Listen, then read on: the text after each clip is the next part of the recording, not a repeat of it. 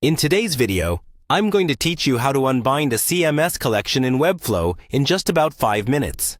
Whether you're redesigning your site or cleaning up your Webflow project, knowing how to unbind a CMS collection can be a valuable skill.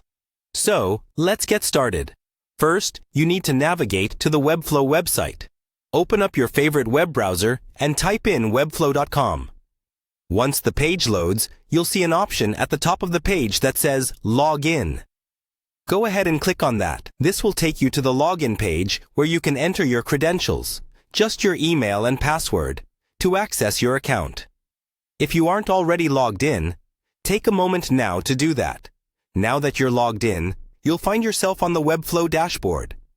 This is your central hub for all your Webflow projects.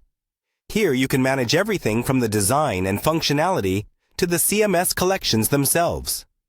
So, let's go ahead and open up the specific project you're working on. Navigate through your list of projects and click on the one where you want to make the changes. After opening your project, your screen will display the project's design canvas. On the left-hand side, you'll see a panel with several options. This is your main toolbar in Webflow. From this toolbar, locate the CMS button. Clicking on this will open up your CMS Collections panel where you can see all of the collections tied to your project.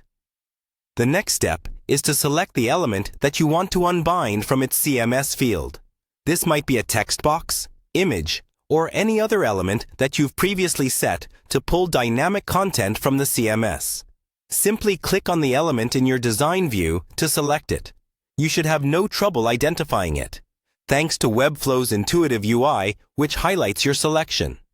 With the element selected, you now have the option to unbind it. Look to the Element Settings panel on the right side of your screen. There should be an option there labeled Delete or Disconnect. Go ahead and click on it. This will unbind the element from its connection to the CMS, allowing you to treat it again as a static element. And there you have it. With just a few clicks, you've successfully unbound an element from your CMS collection in Webflow. This process is a handy trick to know for when you need to make changes without affecting the CMS databases. Thanks for sticking with me through this guide. If you found it helpful, make sure you check out our other Webflow tutorials for more tips and tricks.